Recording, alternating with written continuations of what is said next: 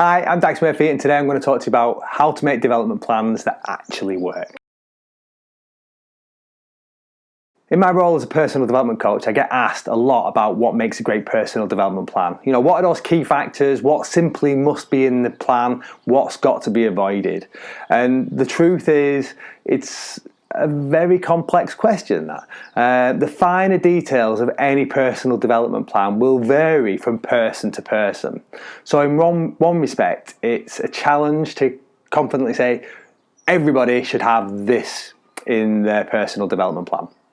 However, I think having said that, there are some guiding principles rather than specific things that you have to put in a plan, but principles about how to write a plan that can really improve the quality and effectiveness of your personal development. So here are some ideas, some principles that have helped me, have helped my clients, and I believe that can help you. So idea number one, if you want to improve your development plan, would be develop some of the stuff that you're already good at. And what I mean by this is that most people tend to fill their development plans with behaviours and skills that they're weak on.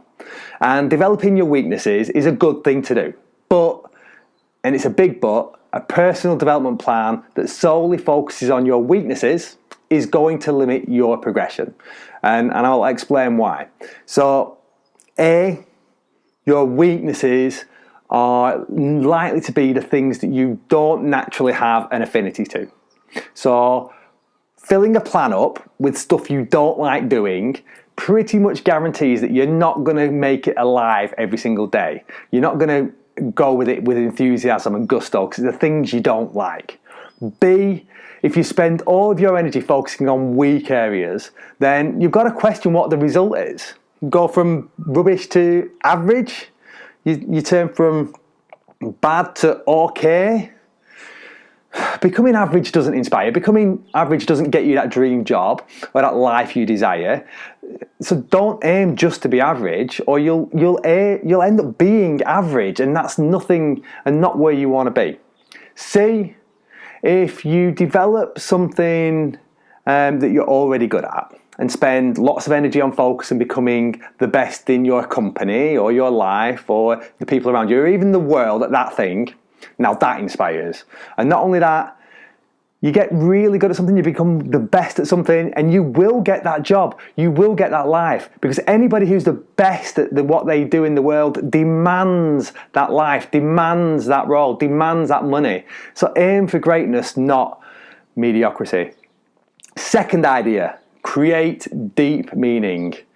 Most development plans, when you look at them, will say they'll have a little box that says, what does good look like?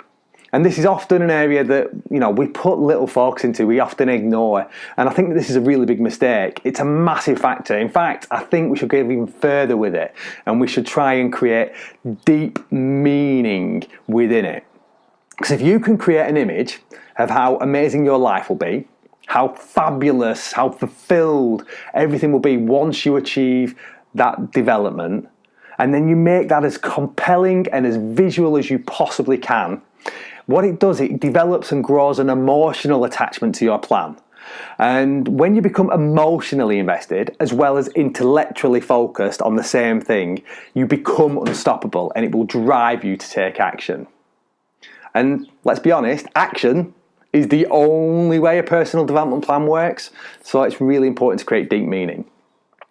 Idea number three, learn the theory. Learn it wide, learn it deep. So whatever you wish to improve on, there are people in the world who have already reached a level you want. They have the knowledge, they have the skills, they have the capability to be the very best in the world. So learn from them. Learn the theory. Learn from as many sources as you can. Don't think that all you need to do to develop is just get stuck in and try and improve while you're doing the job. That's trying to relearn something. It's like trying to reinvent the wheel when the wheel's already been invented. You don't do that. You've got to save time, save energy, improve your capability and your understanding by learning from the people who are already the best at what you want to improve on. Learn that theory, learn it deep. Idea number 4 is performance-based practice. And the old saying goes, practice makes perfect. Well, that old saying is a load of rubbish and it's completely wrong. Practice creates habit. If you practice badly, you're going to create bad habits. It's as simple as that. And your performance will not improve. In fact, actually, if you practice badly, your performance will probably deteriorate. Practice, so performance-based practice, is the catalyst to high performance and creating that real development. So if you get this right, and put this into your development plan, then progress is pretty much guaranteed. So here are the principles of performance-based practice. And you have to apply these if you're really determined to make your personal development take off. So in performance-based practice, you have to be specific about what you're practicing. So what specific skill are you developing? So for example, many people in the business world, and many of my clients, they always talk about public speaking and they want that on their personal development plans. The challenges with public speaking is that it's got so many elements to it. And if you just try and practice all of it in one go, your development will be slow because your feedback will be slow, your results will be slow, and you won't really know how to refine what you need to do. But if you focus on a specific skill, say for example, tone, speed, body language, one of those things, then you've got a very clear focus, which then can result in better feedback, so therefore you can learn quicker. So with performance-based practice, you also have to measure it. You've got to understand exactly what skill and behaviour you're going to develop, like I've just said, and then you've got to get feedback on that specific skill.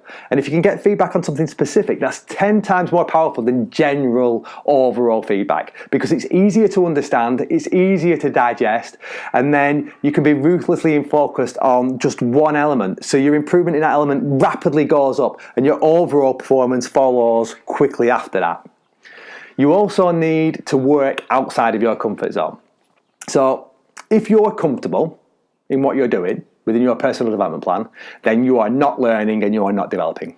However, if you are too uncomfortable and way out your depth, then you're probably not learning either, you're probably just stressed. The magic of learning and growing is just when you're just outside that comfort zone, uncomfortable enough to improve, but not so much that you panic and completely lose it. You've got to work with people above your capability. And I think this complements the working outside your comfort zone.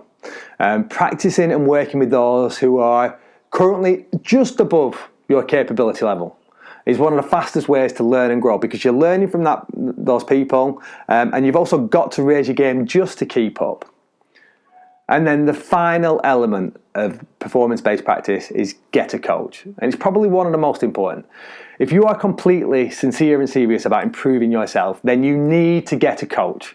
And there are coaches for every single walk of life.